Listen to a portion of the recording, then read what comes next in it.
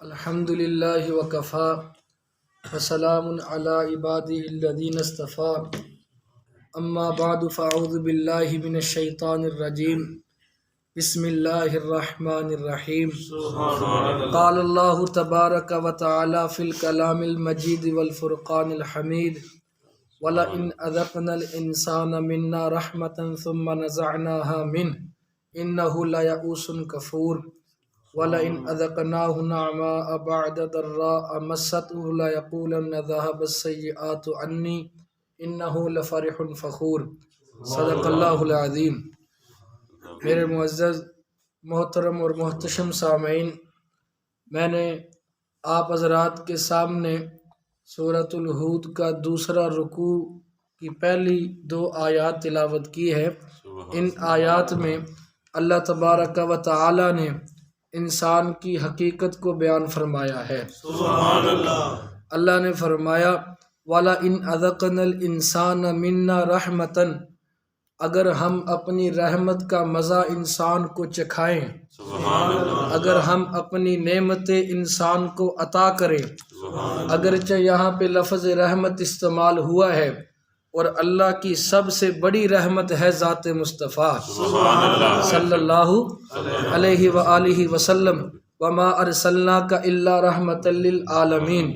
تو اللہ مگر یہاں پہ عمومی بات ہو رہی ہے کہ اگر ہم انسان کو اپنی نعمتیں عطا کریں، مکان اچھا ہو، یہ اللہ کی نعمت ہے، پہننے کو لباس اچھا مل جائے، یہ اللہ کی نعمت ہے، اور رہنے کو مکان ہو، چدراہٹ، ٹور ٹپا اور ذمہ دارہ، یہ سب کچھ اللہ دیا نعمتاں نے۔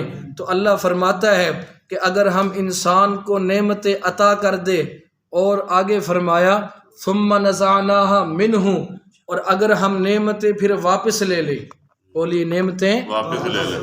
ہم صرف فوتگی پہ پڑھتے ہیں انا للہ و انا الیہ راجعون، حالانکہ یہ ہر مصیبت پہ پڑھنا چاہیے، کانٹا چبھے تب بھی پڑھے، بجلی جائے تب بھی پڑھے کہ انا للہ و انا الیہ راجعون، کہ یہ ہے ہی اللہ کی تھی اور ہم سب بھی یہاں باقی رہنے والے نہیں۔ کل من علیہا فان ویبقی وجہ ربک ذو الجلال والاکرام، جناب یہاں پہ ہر چیز کو فنا ہے، صرف باقی رہنے والی ذات تیرے رب کی ذات ہے۔ سبحان اللہ۔ اگر ہم نعمتیں واپس لے لیں، انہ لیئوس، یہ لیئوس مبالغے کا صیغہ ہے کہ یہ بڑا ہی مایوس ہو جاتا ہے، بہت مایوس ہو جاتا ہے کہ میرا ہی بیٹا ملا تھا مارنے کے لیے، میری ہی گھر میں مصیبت آنی تھی، میرا ہی ایکسیڈنٹ ہونا تھا، بڑی مایوسی کرتا ہے۔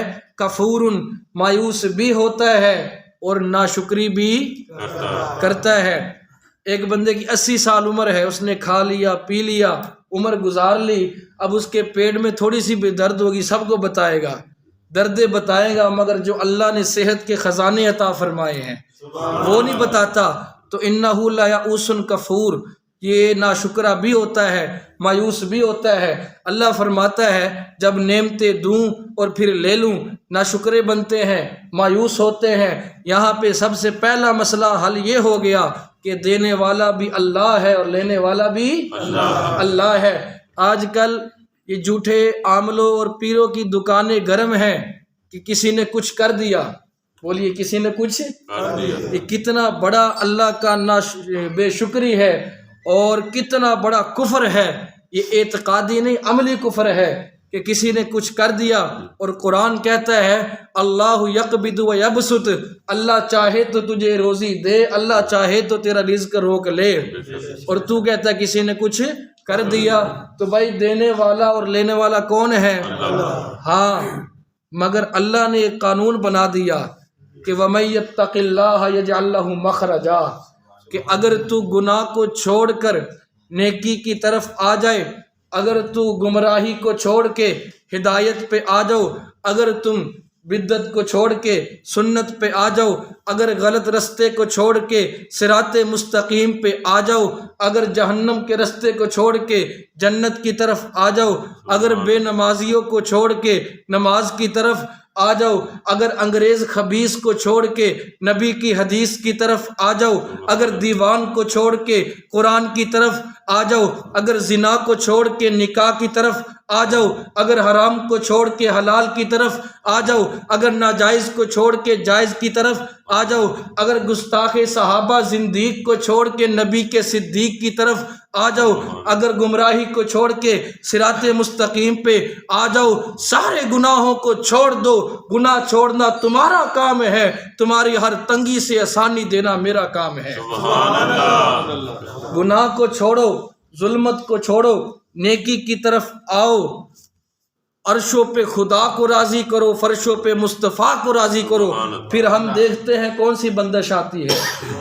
جب آسمانوں پہ خدا راضی ہے، روزے پہ مصطفیٰ راضی ہے، تو پھر کسی کی جرت کیا ہے کہ کوئی کچھ کر جائے؟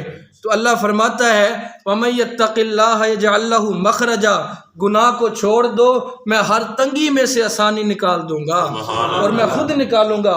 وَيَرْزُقْهُ مِنْ حَيْثُ لَا يَحْتَسِبُ، اور رزق وہاں سے دوں گا جہاں کبھی تمہارا گمان بھی نہیں پہنچا ہوگا۔ کیونکہ رزق دکان سے نہیں ملتا، رزق ایمان سے ملتا ہے۔ رزق دکان پہ نہیں ہے، اور ملتا کہاں سے ہے؟ وَفِي السَّمَاءِ رِزْقُكُمْ وَمَا تُوعَدُونَ، رزق آسمان سے ملتا ہے، اور ملتا وہ ہے جس کا تم سے وعدہ کیا گیا ہے۔ ساری کائنات بھی مل کر تمہارا ایک لقمہ بھی گھٹا سکتی جس کی نہیں گھٹا سکتی وہ بولے گھٹا سکتی، اور ساری کائنات مل کے تمہارا ایک لقمہ بھی بڑھا سکتی۔ تو بھائی کیا پتہ چلا کہ دینے والا بھی اللہ ہے اور لینے والا بھی۔ اب اللہ نے حقیقت بیان کی ہے۔